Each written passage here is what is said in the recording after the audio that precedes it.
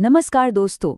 Union budget आने ही वाला है, तो मैंने सोचा क्यों ना एक फटाफट चेकअप किया जाए हमारे देश के बड़े बैंकों की सेहत का। तो चलिए बिना किसी देरी के सीधे मुद्दे पर आते हैं और देखते हैं कि ये बैंक असल में कितने मजबूत हैं।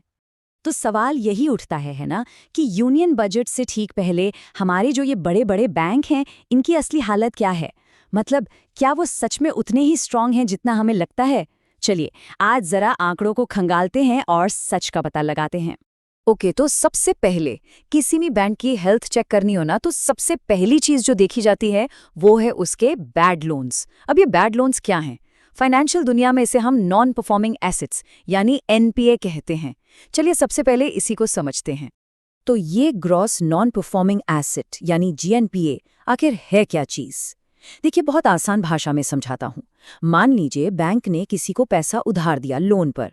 अब 90 दिन से ज्यादा हो गए हैं और सामने वाले ने न तो कोई ब्याज चुकाया है और ना ही असली रकम की कोई किश्त।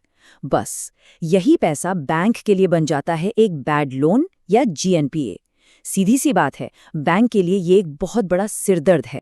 अच्छा, अब यहाँ एक बहुत इंटरेस्टिंग चीज है। जीएनपीए तो आपको बताता है कि कुल कितने प्रॉब्लम वाले लोन्स हैं, लेकिन असली कहानी पता चलती है नेट एनपीए यानी एनएनपीए से। अब ये क्या है? सोचिए, बैंक बहुत स्मार्ट होते हैं। उन्हें पता होता है कि कुछ पैसा शायद डूब सकता है, तो वो पहले से ही उस नुकसान के लिए थोड़ा पैसा साइड में निकाल कर रख देते हैं। इसे कहते हैं प्रोविजनिंग। तो जब हम टोटल बैड लोन्स में से ये प्रोविजनिंग वाला पैसा हटा देते हैं, तो जो बचता है वो है एनएनपीए। और यही एनएनपीए हमें बैंक की हेल्थ की ज्यादा सच्ची, ज्यादा रियलिस्टिक पिक्चर देता है।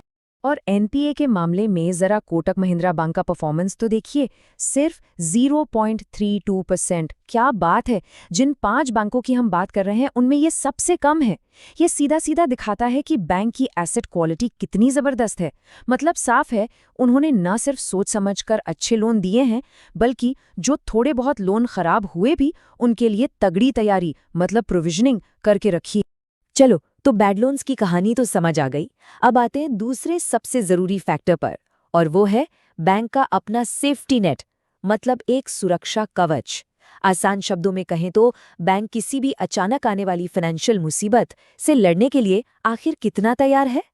और इस सुरक्षा कवच का टेक्निकल नाम है कैपिटल एडिक्वेसी रेशियो, शॉर्ट में CAR। आप इसे बैंक का अपना इमरजेंसी फंड समझ सकते हैं। ये रेशियो हमें बताता है कि बैंक के पास जो अपनी खुद की पूंजी है, उसके मुकाबले वो कितना रिस्क वाला लोन दे रहा है। नियम बहुत सिंपल है। जिस बैंक का CAR जितना ज्यादा होगा, वो किसी भी फाइनेंशियल शॉक या झटके को झेलने में उतना ही मजबूत माना जाएगा। तो ठीक है, हमने बैड लोन समझ लिए, सेफ्टी नेट भी समझ लिया।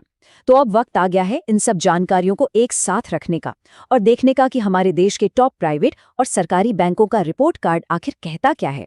चलिए देखते हैं कौन कहाँ खड़ा है। अब जरा इस टेबल पर गौर कीजिए। ये सितंबर 2023 तक के आंकड़े हैं। अगर हम जीएनपीए यानी टोटल बैड लोन्स की बात करें, तो एचडीएफसी बैंक 1.24% के साथ सबसे बेहतर है। और ये बहुत बड़ी बात है क्योंकि उनकी लोन बुक बहुत विशाल है। अब आते हैं एनएनपीए पर। जैसा हमने पहले ही देखा, यहाँ बाजी मारता है कोटक महिंद्रा बैंक, सिर्फ 0.32% के साथ। ये उनके टाइट रिस्क मैनेजमेंट को दिखाता है। और फिर जब बात आती है सेफ्टी नेट यानी CAR की, तो यहाँ भी कोटक महिंद्रा बैंक का ही दबदबा है, जो एकदम साफ नजर आ रहा है। ये बार चार्ट देखिए, ये कहानी को और भी क्लियर कर देता है। कोटक महिंद्रा बैंक का सेफ्टी क्वेश्चन देखिए, 22.8%। कितना मजबूत है ये। HDFC बैंक भी पीछे नहीं है, 20% के साथ बहुत ही सॉलिड पोजीशन में है। अब आप देखेंगे कि इस ग्रुप में SBI का CAR 14.62% है। हो सकता है ये आपको थोड़ा कम लगे, पर यहाँ एक बात समझनी बहुत ज़रूरी है। SBI एक सरकारी बैंक है। वो देश के हर कोने में हर तरह के लोगों को लोन देता है, तो जाहिर है उनका रिस्क प्रोफाइल इन प्राइवेट बैंकों से अलग होगा।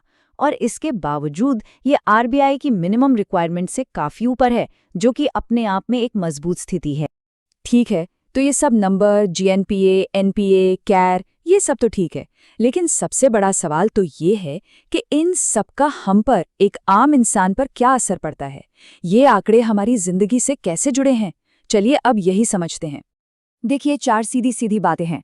पहली, जिस बैंक का CAR ज्यादा मतलब सेफ्टी नेट मजबूत, वहां हम सबका पैसा ज्यादा सेफ है। सिंपल। दूसरी बात, जो बैंक हेल्दी होते हैं वो लोन भी आसानी से देते हैं, मतलब घर, गाड़ी या बिजनेस के लिए लोन मिलना आसान होता है, जिससे पूरी इकोनॉमी को एक पुश मिलता है। तीसरी बात, अब जब ये टर्म्स समझ गए हैं तो एक बेहतर फैसला लिया जा सकता है कि किस बैंक में अकाउंट खोलना है या कहाँ इन्वेस्ट करना है। और चौथी और सबसे जरूरी बात, एक मजबूत बैंकिंग सिस्टम ही एक मजबूत देश की अर्थव्यवस्था की रीढ़ की हड्डी होता है।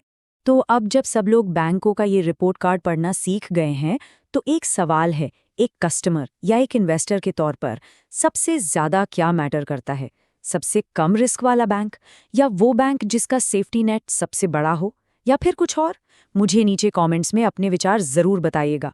जानना चाहूंगी कि सब क्या सोचते हैं। दोस्तों, हर एक लाइक मुझे मोटिवेट करता है कि ऐसे ही और जानकारी वाले विश्लेषण बनाए जाएं। तो प्लीज इस वीडियो को लाइक जरूर करें, अपने विचार कमेंट करें, दोस्तों के साथ शेयर करें और हाँ, चैनल को सब्सक्राइब करना तो बिल्कुल मत भूलिएगा। देखने के लिए बहुत बहुत धन्यवाद।